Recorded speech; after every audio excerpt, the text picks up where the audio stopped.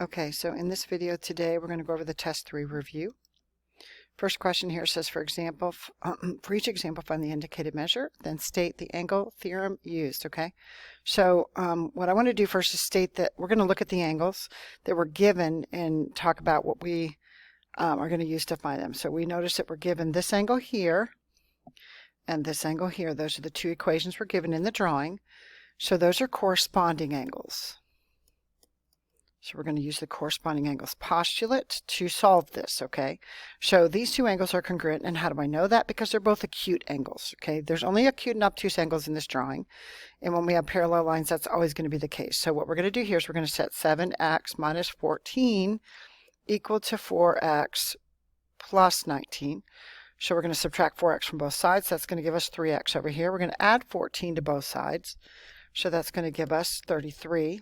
So we're going to divide both sides by 3. That means x equals 11. We're going to then plug that 11 back into the angle it's asking us for, and that's BEF, which is this angle right here. Okay, so we're going to do 4 times 11.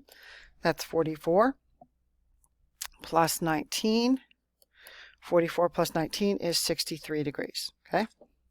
Now over here, we notice that we have these two angles that were given. Notice that they are not the same shape. So this time they're going to be supplementary, okay? So, but what is the relationship of those angles? Those are same side interior angles, okay? Same side of the transversal and inside the parallel line. So these are same side interior angles. And if you do not remember these terms, you need to look at the booklet and do the booklet online, okay?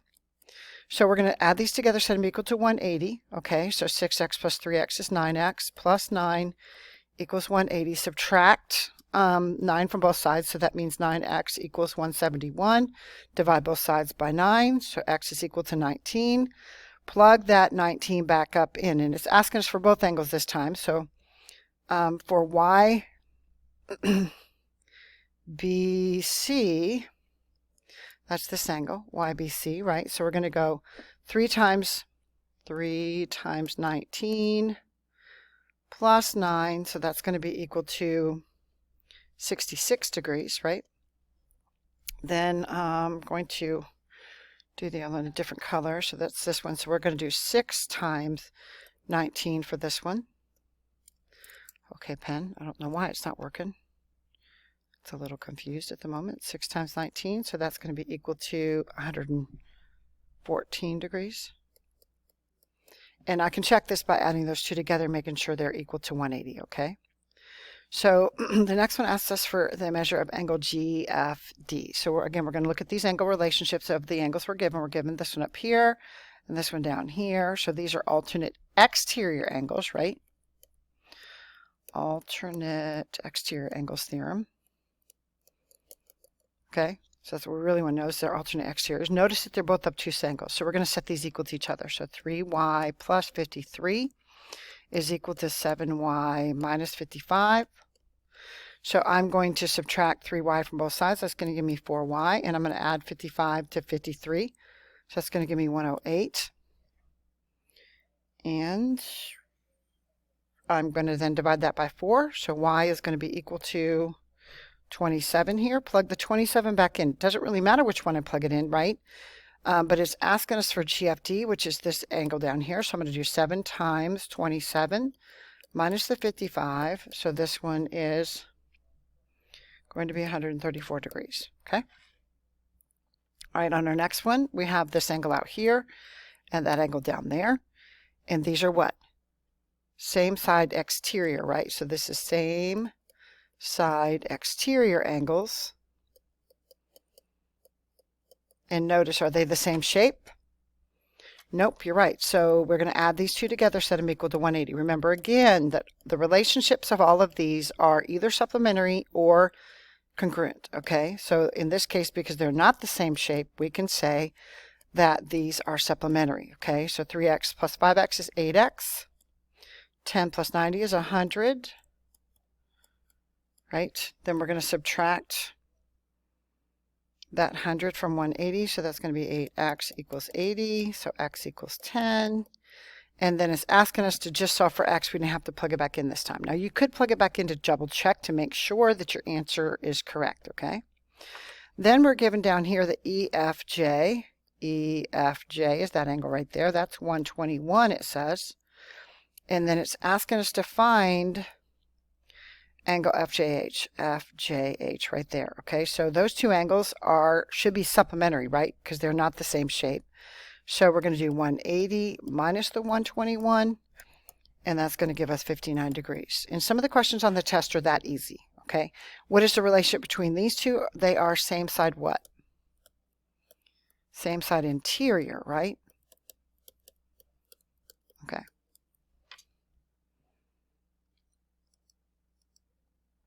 Oops, went too far. Okay, so the next one says solve for x and y and tell what postulator theorem was used.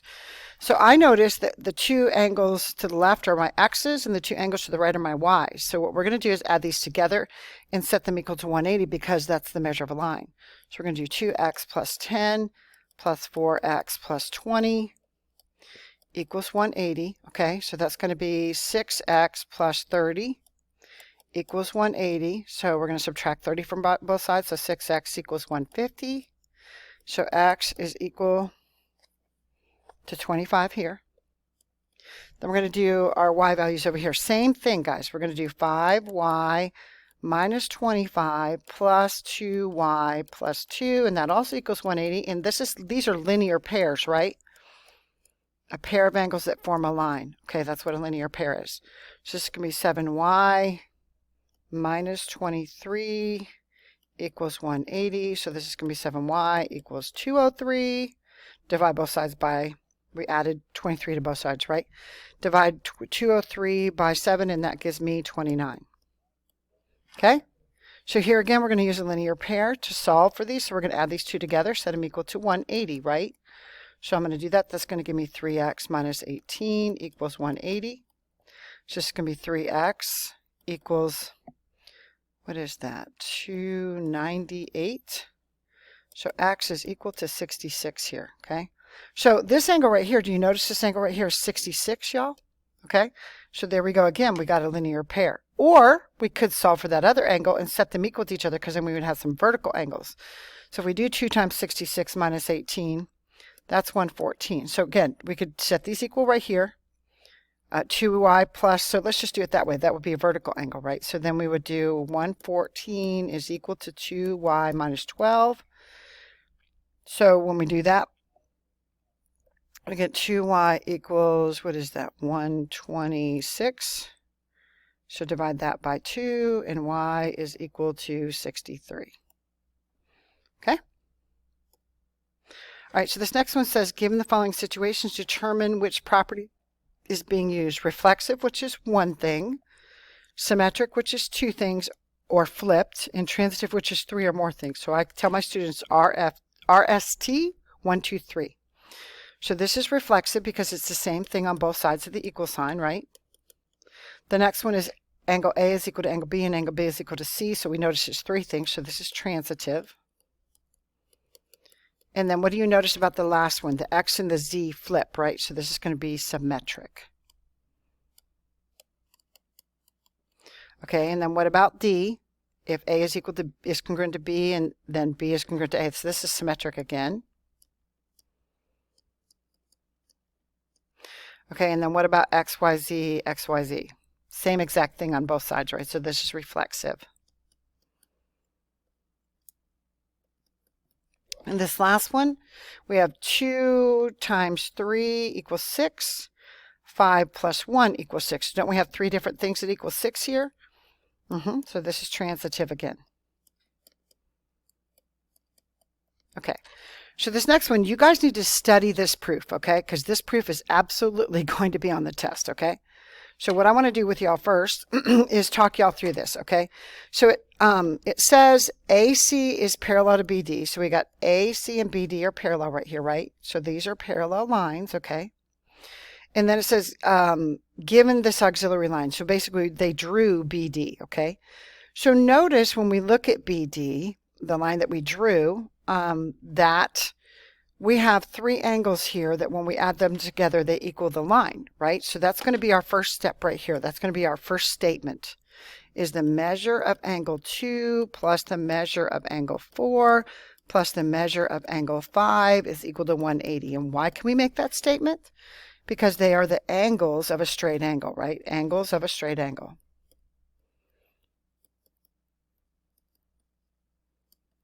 Okay, then I want you guys to look. It says alternate interior angles theorem, okay? So notice here that we have this transversal.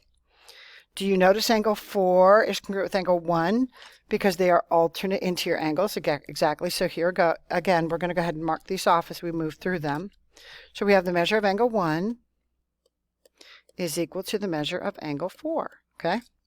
So we use that one, okay? Then, if you recall, when we did this proof originally, there's another pair of alternate interior angles in this drawing, isn't there? So I notice over here, we got another, actually, let's do this in a different color. We have another transversal, don't we? So do you notice that 3 and 5 are congruent as well? So that's our next statement. The measure of angle 3 is equal to the measure of angle 5. Why? Same reason above, alternate interior angles theorem.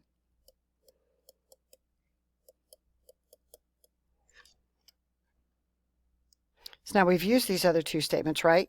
Nope, not that one, sorry. Alternate interior angles theorem. Okay, so the only thing that's left is substitution property, isn't it? This is the only property that's left.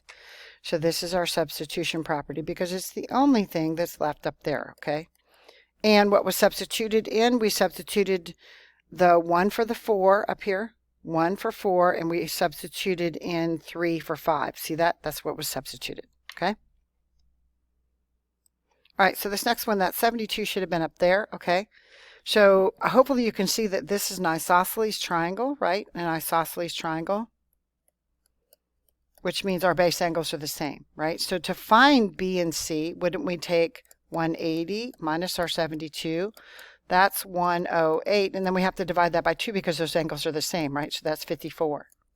So that means this angle here is 54, and this angle here is 54. Now, it's asking us for angle ACD, ACB, right? Those are the ABC. This was 54, right? And then it asks us for ACB.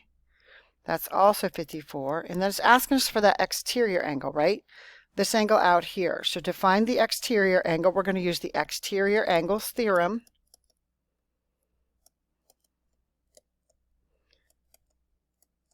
And to do that, we're going to add these two angles, the 72 and the 54. So 54 plus 72 is equal to 126, right? So that means that angle out there is 126, okay? So this one was 126, okay? So again, we use the exterior angles theorem, okay? So what about number 6? It says, given triangle ABC with the measure of angle A, B, and C, solve for x, and then find the measure of the angles, okay? So which theorem are we going to use? We're going to use the triangle sum theorem, aren't we? So the triangle sum theorem means you add all three angles together and they equal 180. So we're going to add 3x plus 24 plus 9x minus 2 plus 6x plus 14, and that's going to be equal to 180, right? So 3 plus 9 plus 6 is 18, so that's 18x, and then we're going to add 24 to 14 and subtract 2 from that, so that's 36. That's going to be equal to 180. We're going to subtract 36 from both sides, so that's going to be 18x equals 144. So x here is equal to 8, and then we got to plug that 8 back into all three equations. 3 times 8 plus 24 is equal to 48, okay? 9 times 8, 72, minus 2, that's equal to 70 degrees, and then 6 times 8, 48, plus 14, so that one's equal to 62. And the way I can check this is to add all three together and make sure that they equal 180, which they do. All right, so this one down here says state what theorem are used to find the missing angles. Well, first of all, I know that these are both isosceles triangles. Okay, why? Because I've got sides that are congruent and angles that are congruent. So that means these two angles are congruent because they're opposite the tick mark. So that's 40 as well. Not 46, y'all. 40. Okay, and 40 plus 40 is what? Okay, 40 plus 40 is 80, right? So what would we do to get up this one up here? We would do 180 minus 80. So this angle up here is going to be 100 degrees, okay? So angle B was 40, angle A was 100. Okay, over here, what are we going to do for letter B? This time, we're going to add them all together, right? So do you notice that these two angles are congruent? So I could say 2 times 3x minus 4 plus the 2x minus 4 is equal to 180, right? So when I do that, I'm going to get 6x minus 8 plus 2x minus 4 equals 180. So that's going to be 8x minus 12 equals 180. So 8x equals, we're going to add 12 to both sides, it's 192. Divide both sides by 8, so x is equal to 24. Then we're going to plug that 24 back in, right? So I'm going to do A first. So the measure of angle A is equal to 3 times 24 minus 4, and that was equal to 68 degrees, which means the measure of angle C has to be 68 as well, right? Because they are congruent. All right, then to find our third angle, that one at the top, we're going to do the measure of angle B is equal to 2 times 24, that's 48, minus 4, which is 44 degrees, okay? And again, what did we use here? We use isosceles, but we also use what? The Triangle Sum Theorem.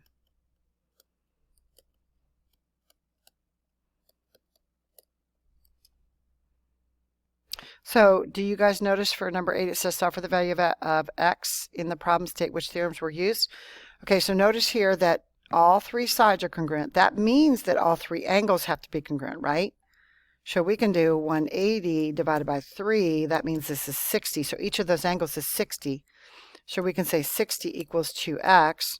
So x equals 30, right? And what do we use? Again, these are equilateral, which means they're also equal angular triangles, right? So this is still triangle sum, though. That's what we're using here, okay? The Triangle Sum Theorem, okay? Now notice in the next one, we have that all 3 angles are congruent. That means all 3 sides have to be congruent. So here, x is just equal to 31, okay? All right, so this next one says state what theorems are used to find the missing angles.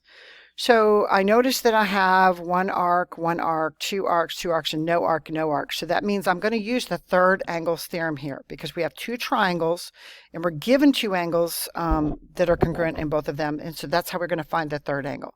So this is going to be the third angles theorem. So just keep this straight by knowing that you have 2 different triangles, right? So if I look at the 1 arc and the 1 arc, that means y has to be 88, right? And if I look at the nothing, which is the z, and it's got to be congruent with n, right? So that's got to be 50 degrees right here. So we're going to add these 2 together, 88 plus 50. That's going to give us 138. And this is, we're going to subtract this from 180 to find x and L, right? So 180 minus 138 is equal to 42 degrees. So that means that this angle down here is 42 degrees and L is 42 degrees as well. Okay, so we're going to do the same thing with the letter B. I notice again, L's got 1 arc, so that means S is 65 because it's got 1 arc. N has 2 arcs, so R also has to be 55 degrees. So how would we find? We would add these 2 together. That's 120, right? So we do 180 minus 120. That's going to be equal to 60, right? So that means this angle up here is 60. And then how would we find our x? We would set m and t equal to each other, right? So that's 60. So subtract 30 from both sides, so 2x equals 30. And x equals 15, because 30 divided by 2 is 15. All right, so on this next one, it says from the items below, select the unique characteristics that identify the quadrilateral as a specific form. So opposite sides are congruent. Or opposite sides are parallel. So this is true of all of them, right? I. Okay, and then diagonals are perpendicular. So that's a rhombus, right? So this is going to be double I. And remember, a square is a rhombus, right? So this is also II. Okay, so I'm going to keep working through these. Then we have all sides are congruent. So that's a rhombus and a square as well, right?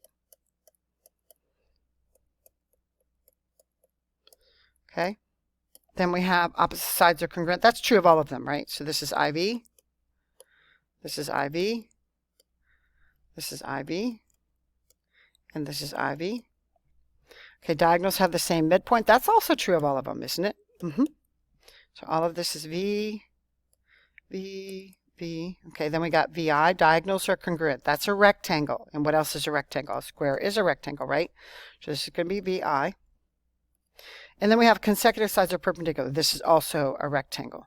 That means there's right angles on them, right? So this is VII and VII. Okay?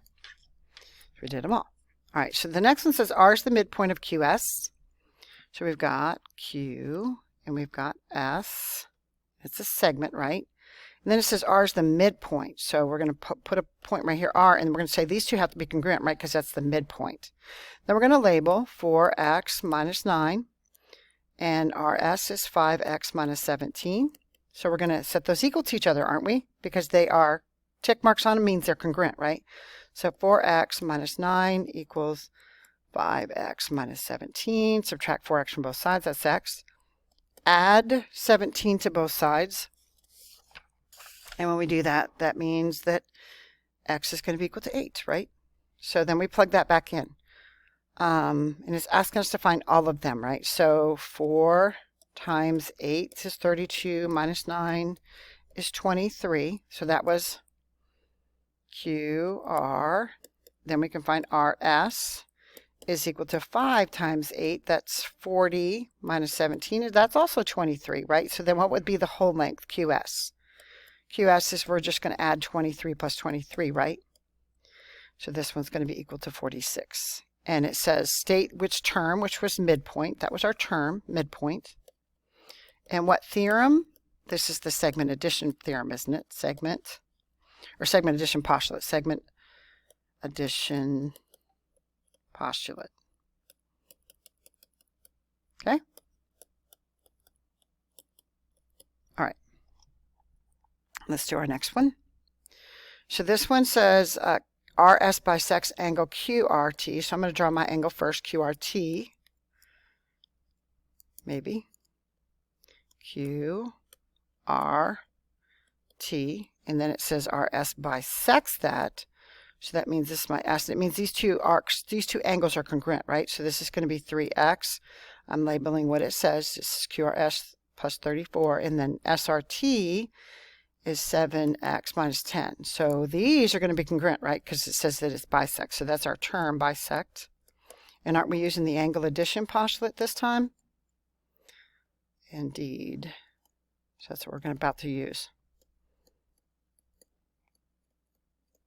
Okay, so now we're going to do 3x plus 34 equals 7x minus 10. I'm going to subtract 3x from both sides. That gives me 4x there.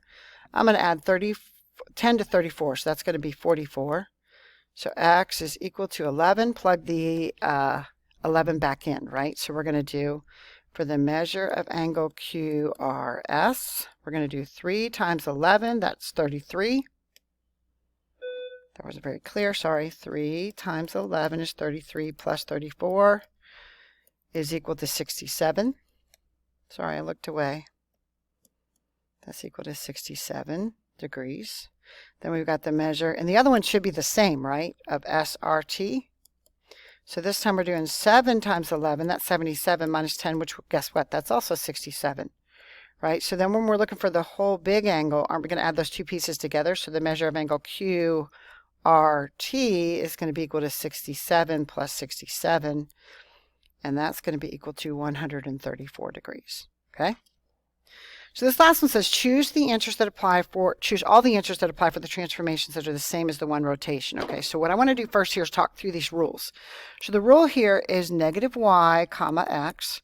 The rule here is negative x comma negative y. And the rule for the last one is y comma negative x. Now we're also going to talk through the rules over here. So reflection over y equals x is y comma x. A reflection over the x-axis is going to be what? X comma negative y. Reflection over the y-axis is negative x comma y. And then a reflection over the line y equals negative x is negative y comma negative x. Okay, so before we go any further, I want to talk to you all about which ones are 180 degrees, because I think it would be good to memorize these, okay? So anytime it's a reflection over x and y-axis, that is going to be 180 degrees, okay? So, for example, letter C. Oh, actually, let's just start with this one. X and Y is D. Got that? And then let's see if we can find the one that's y and then the x-axis. That's also I. Y'all see that down there? So if it's a reflection of both the x and y axis, it's going to be 180 degrees. Also, if it's a reflection over y equals x and y equals negative x, this is also going to be 180 degrees. So if you're reflecting over things that are opposites of each other, then this tells us that this is 180 degrees. So that means C and D and I and L. Okay? Then if we start talking about these rotations, then let's go ahead and do this first one. So if you put a point up here, 1, 2, okay? And we do these two rules to it. That would be 2, 1, right? And then we're going to negate that. Now, what is that rule? So again, look at where we started, 1, 2, and look at where we ended. It's 2, negative 1, right? So that's going to be a 270 degree rotation, right? So that's going to be letter A, okay? Now, if we do B the same way, we start with our 1, 2, and we reflect them. So this is going to be 2, 1, and now we're over the y-axis, so that's that one, negative 2. Y'all see that? So this is going to be B. So you can keep working through these all this way. So when you do, these are your answers. I'm just going to write them up here so you guys can check them. And then we've got F and H and K. So those are your answers.